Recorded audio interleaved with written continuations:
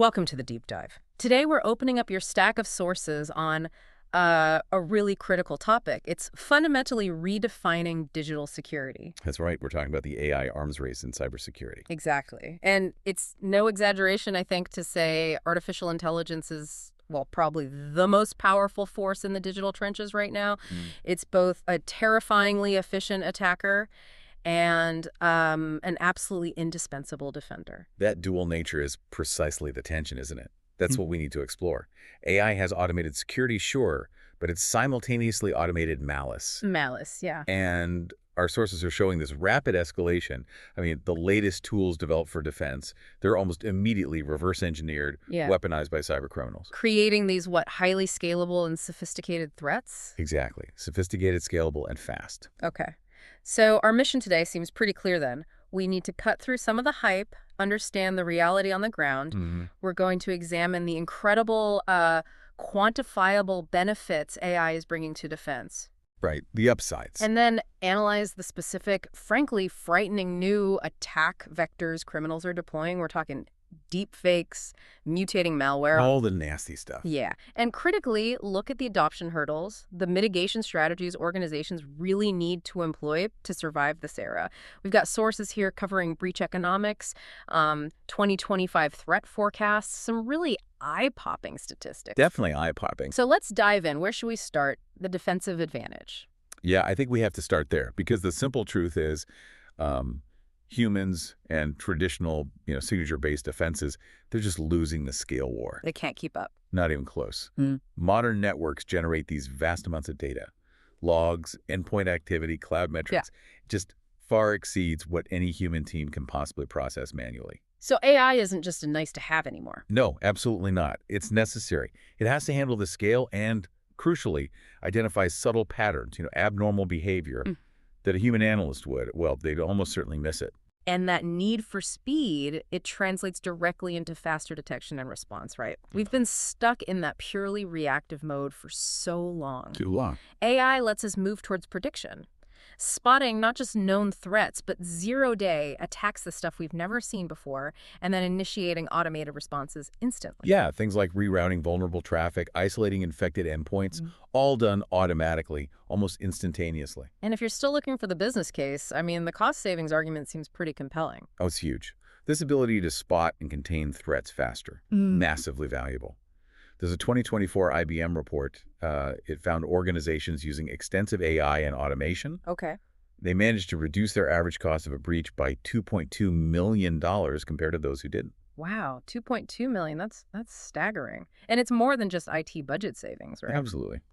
The sources also highlight these same organizations contain breaches 127 days faster on average. 127 days. If you're, in the C-suite, that speed isn't just money, it's reputation. Reputation, regulatory compliance, getting back to business before things become truly catastrophic. Yeah, it fundamentally moves a company from just constant crisis management. Right, firefighting. To actually having a genuinely predictive defense posture. And that predictive posture, it's built on advanced security analytics.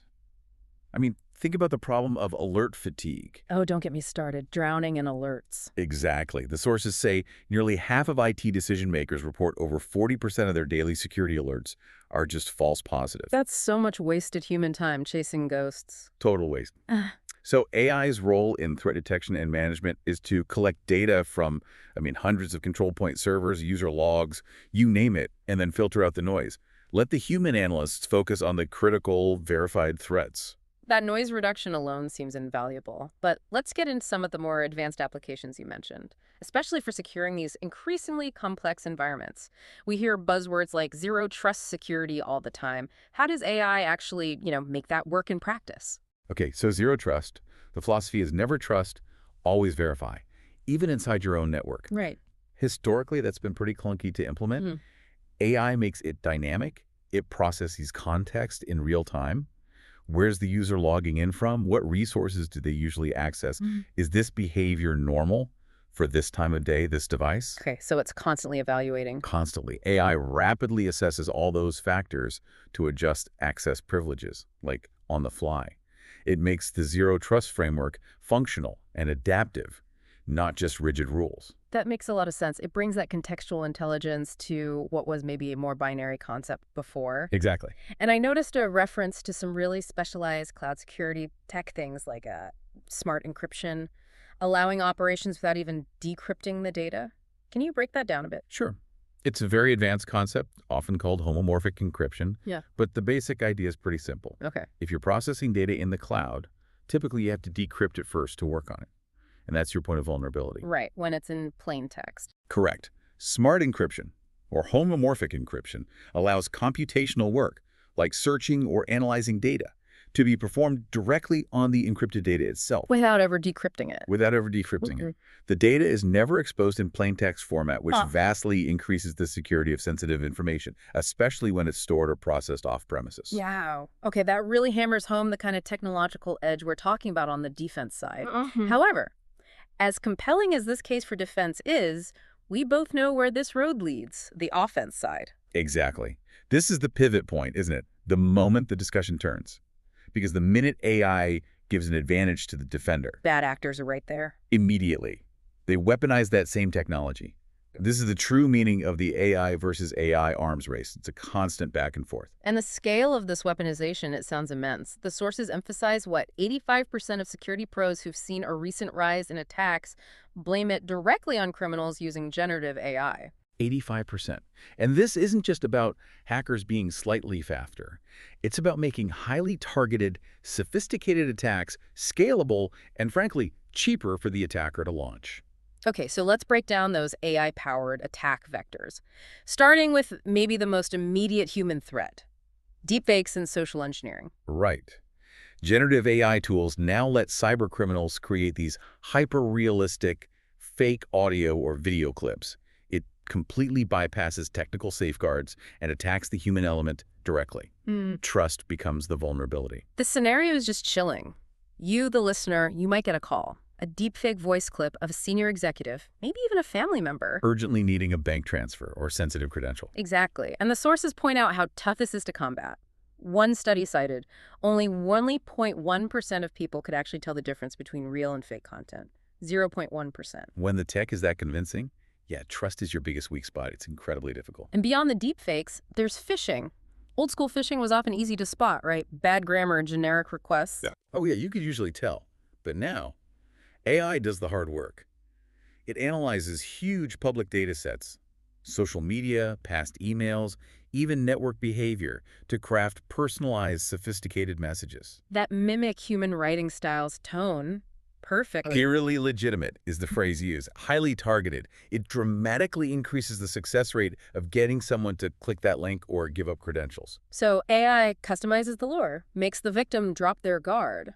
But the malware itself, that's also evolving at machine speed. We're not just talking simple viruses, it's adaptive, mutating malware. This is a really critical point. AI is being used to create polymorphic ransomware. Ransomware that can literally change its behavior and rewrite its own code after each attack. Rewrite its code so it's different every time. Think of it like a master of disguise. Every time this malware variant is deployed, it changes its digital fingerprint. Yeah. Traditional signature-based detection, useless against it. It won't recognize it as a threat it's already seen. So bypasses defenses easily. Easily. Black Matter ransomware is specifically cited as one of the most advanced examples of this dynamic, shape-shifting threat. And the speed, it's turbocharged by automated reconnaissance, right? Instead of someone manually probing networks. AI scans targets at, well, lightning speed, pinpoints weak spots, outdated software, misconfigurations, and then, potentially without any human intervention, it can automate the entire exploitation pathway to gain entry. Wow. The whole attack chain automated. Potentially, yes. And just to make sure we're all updating our internal security policies, let's talk about simple brute force password cracking. Oh yeah, passwords. AI has drastically improved efficiency there. The sources note AI can crack 51% of common passwords in under a minute. Under a minute for half of common passwords. That sheer acceleration just eliminates the time window defenders used to rely on to maybe spot and mitigate those simpler attacks. It really paints a picture of intense asymmetry. AI is powerful for defense, yes, but it's making the threat landscape exponentially riskier. Which naturally brings us to our final section. If the tech is this powerful, the risks this high, how are organizations actually handling adoption? Is there pushback? Oh, there's huge internal conflict. Despite the documented efficiency gains we talked about, the recognized risks are driving major security concerns. Major policy changes, too. Like what? BlackBerry research shows a massive 75% of global organizations are considering, or have already banned, generative AI applications like ChatGPT in the workplace. 75%. Banning the very tool that could boost efficiency. That seems drastic. Is that fear justified? It's a calculated risk management strategy, definitely driven by fear, but the primary concern is legitimate: data leakage and privacy. Like the Samsung incident. Exactly. Samsung had that highly publicized accidental leak of sensitive internal info when employees used ChatGPT for work tasks. Companies are terrified that proprietary or client data, if it's fed into an external generative AI tool, will be stored, maybe used for training, and potentially leaked publicly. Okay, so that addresses the external risk of using tools like ChatGPT. But what about the internal risks? Deploying security AI itself. The sources mention potential flaws in the algorithms. Yes, there are two big internal hurdles there. First is bias, which we touched on slightly. If an AI security system is trained on biased or incomplete data, Garbage in, garbage out. pretty much, it'll perpetuate that bias in its decisions.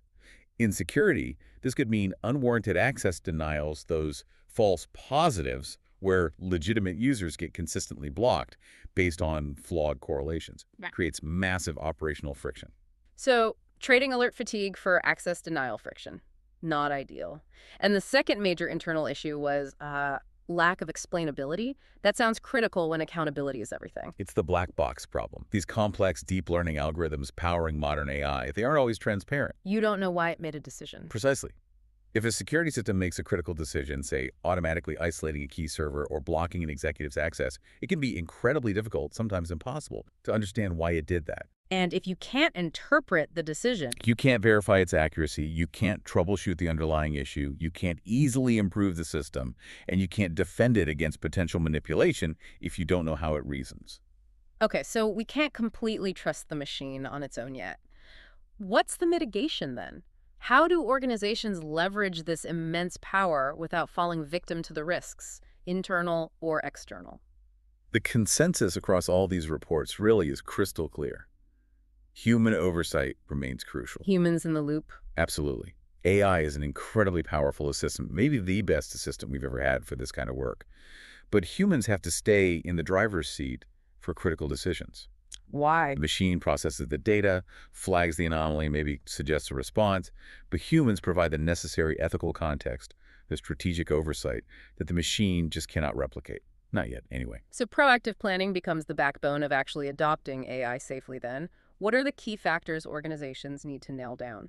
It really comes down to preparation, diligence, ensuring you have high-quality, clean, and well-annotated data sets for training. That's fundamental. Garbage in, garbage out again. Exactly. Hmm. Paying close attention to model explainability, especially where decisions are sensitive. And of course, securing the privacy and integrity of the training data itself. Because if that data is poisoned from the start, The whole system is compromised before it even starts working. precisely, the resulting security system is inherently flawed. And finally, let's just circle back briefly to physical defenses. Since AI is elevating software threats so much, are we seeing a return to, like, hardware-focused methods? You mentioned physical network segmentation. Yes, exactly. For highly sensitive networks, think operational technology, critical infrastructure, some companies are reverting to a very proactive, if somewhat blunt, risk mitigation technique.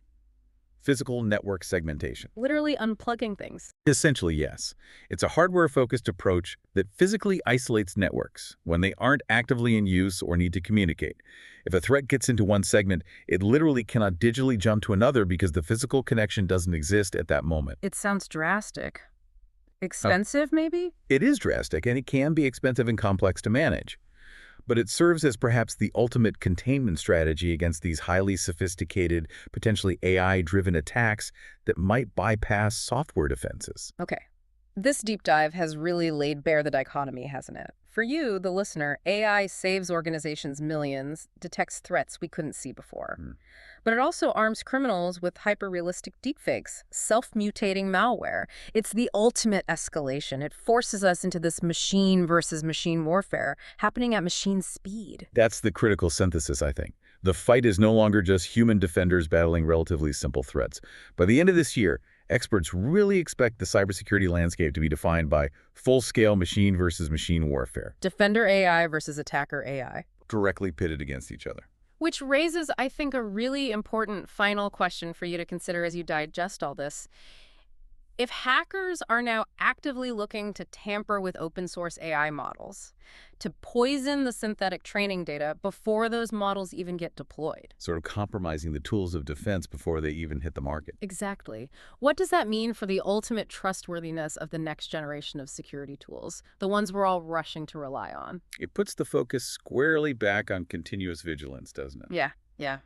Not just in network defense, but way upstream in the integrity of the supply chain that actually builds and trains these AI models themselves. It's a whole new layer of security we need to worry about. A profound challenge going